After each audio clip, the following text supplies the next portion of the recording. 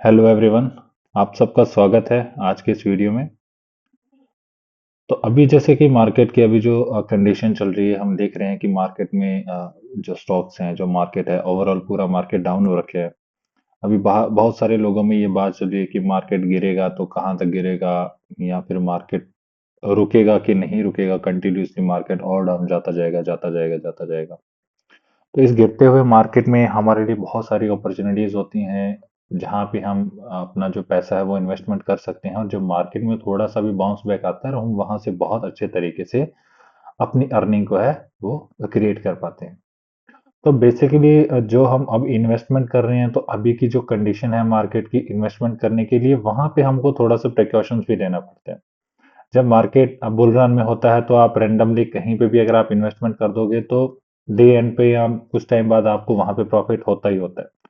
लेकिन अभी current situation चल रही है, वहां पे आप किसी भी रैंडम स्टॉक में अपना पैसा नहीं लगा सकते। अगर आप किसी भी रैंडम स्टॉक में अपना पैसा लगाओगे तो वहां पे आपके पैसे के जो लॉस होने के जो चांसेस रहेंगे वो थोड़े से ज्यादा रहेंगे। तो आज का हमारा जो टॉपिक है वो यही टॉपिक है कि हम कैसे इस मार्केट में, कैसे इस समय में एक ऐसी स्टॉक्स को, कुछ ऐसी कंपनीज को आइडेंटिफाई कर सके, जिससे कि हम आने वाले टाइम में बहुत अच्छे तरीके से रिटर्न जनरेट कर सकें। देखिए, जो मार्केट में अप एंड डाउन है ना, ये सब चीजें तो चलती रहती हैं। जो मार्केट में एक चीज परमानेंट है, वो आपको पता है कि अगर हम किसी में भी अगर ट्रेड कर रहे हैं, तो मतलब कहीं ना कहीं जाके हमारा जो पैसा लग रहा है वो किसी बिजनेस में लग रहा है। तो अगर मैं अब एक ये आइडेंटिफाई कर सकता हूँ कि मेरा ये बिजनेस सबसे बढ़िया है या वो बिजनेस सबसे बढ़िया है, तो मेरे लिए एक प्लस पॉइंट होगा और मेरी जो अपॉर्चुनिटी होगी वो ज़्यादा बेटर होगी। तो हम यही करेंगे, आज हम क्या करेंगे, हम उस तरीके से रिसर्च करेंगे जिससे हमें पता चले कि कौन सी ऐसी कुछ 5 10 15 20 कंपनी हैं जिनका बिजनेस बहुत अच्छा है। अगर किसी का बिजनेस बहुत अच्छा है तो वो शॉर्ट टर्म में तो थोड़ा सा वो डाउन साइड आ सकती है, करेक्शन हो सकता है।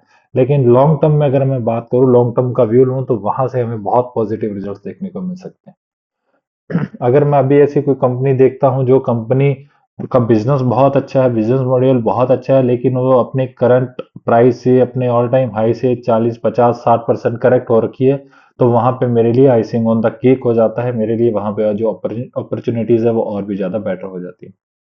ठीक है। तो बिना टाइम वेस्ट किए हम शुरू करते हैं। ठीक है, कि किस तरीके से हम फंडामेंटली स्ट्रॉन्ग कंपनी को यहाँ से पिक कर सकते हैं। तो उसके लिए आपको आना होगा स्क्रीनर डॉट इन पर। ठीक है, जैसे आप स्क्रीनर डॉट इन पर आएंगे, आप अपनी जीमेल से यहाँ से लॉग इन कर लेना। वंस आप लॉग इन हो जाएंगे, एंड आफ्टर दैट आप क्या कर सकते हैं, इसकी वेबसाइट का जो यूज है वो पूरा कर सकते हैं। उसके बाद आपको जाना है स्क्रीन्स में, यहाँ पे ऑप्शन आ रहा है स्क्रीन का, स्क्रीन्स पे जाइए। एंड आफ्टर दैट यहाँ पे आपके पास एक ऑप्शन आ जाता है क्रिएट न्यू स्क्रीन का। तो आप जैसे ही क्रिएट न्यू स्क्रीन पे करते हैं, तो आप एक और आगे आपके लिए वेबसाइट जो एक विंडो है वो ओपन हो जाएगी, जहां पर आपको क्रिएट ए सर्च क्वेरी कर सकते हैं। यहाँ पर आप हम भी कुछ भी क्वेरीज लिख के उसके अकॉर्डिंग जो स्टॉक्स है उनको आप ढूंढ सकते हैं। ठीक है। इन शॉर्ट में बात करते हैं कि सबसे पहले मेरे को ऐसा चाहिए कि मेरे को चाहिए कि जो भी स्टॉक्स है जिसको भी मैं देख रहा हूँ, उसका जो मार्केट कैपिटलाइजेशन है वो 1,000 करोड़ से अबव होना चाहिए। अब यहाँ पे 1,000 करोड़ क्यों ले रहे हैं? क्योंकि अगर कोई कंपनी स्मॉल होगी, 50 करोड़, 100 करोड़, 150, 200, 500 करोड़, तो उसको मैनिपुलेट करना, उसके प्राइस को मैनिपुलेट करना थोड़ा सा आसान रहेगा। जैसे जैसे कंपनी 1,000 करोड़, 2,000, 5,000 करोड़ जाती है, तो उसको उसके प्राइस को मैनिपुलेट करना उतना आसान नहीं रहेगा। यहाँ पे 1,000, 2,000, 5,000 या 500 कुछ भी आप यूज कर सकते हैं। जितना आप ज्यादा कैपिटलाइजेशन लेंगे, उतने थोड़ी सी कंपनीज कम हो जाएंगी, और उतना थोड़ा सा आपका जो रिस्क है वो भी कम हो जाएगा। ठीक है। मार्केट कैप हो गया। उसके बाद में मैं जो सबसे इंपॉर्टेंट जो चीज होती है, सेल्स, किसी भी कंपनी की सेल्स।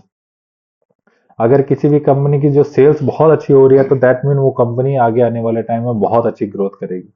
तो मैं यहाँ पे ले रहा हूँ सेल्स ग्रोथ 3 ईयर एवरेज ले रहा हूँ, और मैं चाह रहा हूँ कि मेरे को वो कंपनी चाहिए जिनका एवरेज है वो 20% से इंक्रीज हुआ है। यानी कि उनकी जो सेल्स है हर साल एवरेज बेस पे 20% से इंक्रीज होती गई है।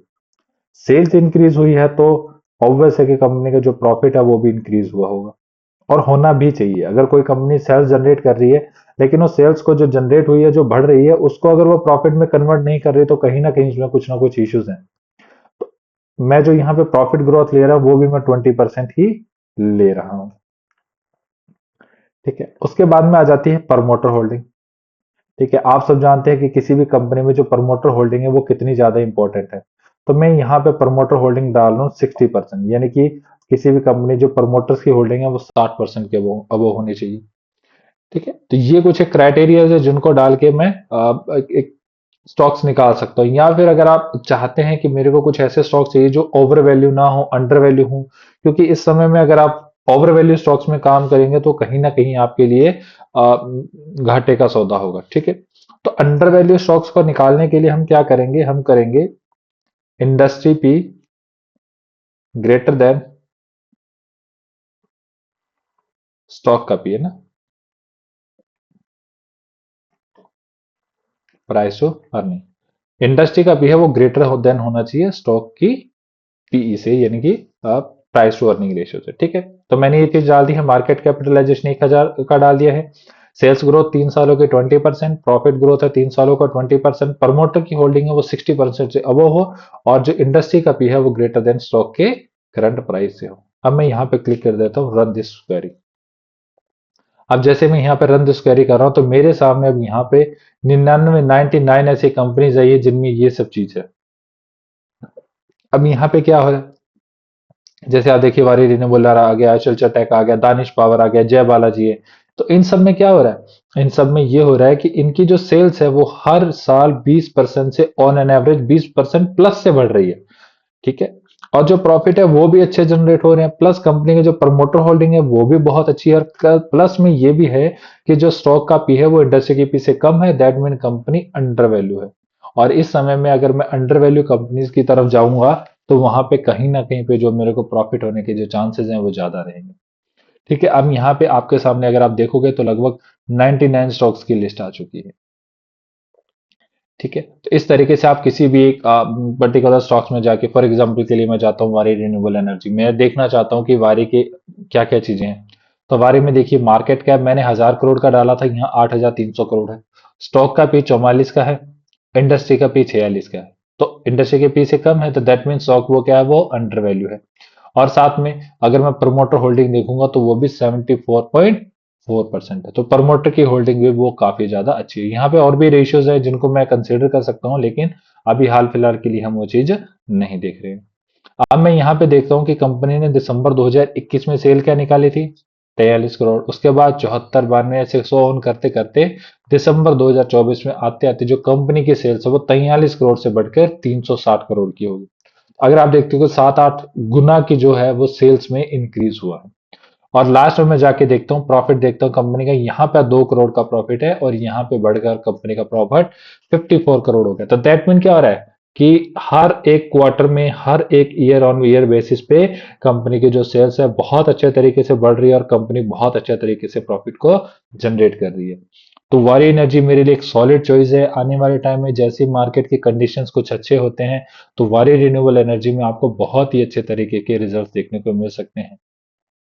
ठीक है, तो ये सब चीजें हैं। आप इसी तरीके से अलग अलग स्टॉक्स को आप ये जो सेम फॉर्मूला है, ठीक है, मैं यहाँ पे ला देता हूँ, ये सेम फॉर्मूला आप screener.in पे डाल के अलग अलग तरीके से स्टॉक्स को आइडेंटिफाई कर सकते हैं।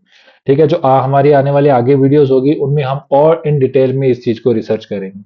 जैसे हमने यहाँ पर सिर्फ स्टॉक का पी, इंडस्ट्री का पी और प्रमोटर होल्डिंग देखी है, इसके बाद में हम अलग अलग जो पैरामीटर्स होते हैं, जो टेक्निकल को छोड़ दे, अगर हम एक बार के लिए अगर मैं फंडामेंटली जाऊं तो फंडामेंटली में जितने भी टर्म्स होते हैं, जो जो चीजें हमें यूज करनी है, वो हमारे वीडियोस कंटिन्यूसली अब इस चैनल पर आएंगे। तो आपसे ये भी रिक्वेस्ट है कि आप हमारे इस चैनल को सब्सक्राइब कर लीजिए। ठीक है, आपको वीडियो अच्छा लग रहा है आप उसको लाइक कर दीजिए, और जो भी आपका वैल्यूएबल कमेंट है वो आप कर सकते हैं कि आपको यहाँ पे क्या देखने को मिल रहा है। ठीक है, तो उम्मीद करता हूँ आपके लिए वीडियो काफी इंफॉर्मेटिव रहा होगा। ऐसी और वीडियोस हमारे अभी इसी चैनल पर आते रहेंगे, तो प्लीज आप हमारे चैनल को सब्सक्राइब कर दीजिए, अपने दोस्तों के साथ शेयर कर दीजिए। Thank you everyone.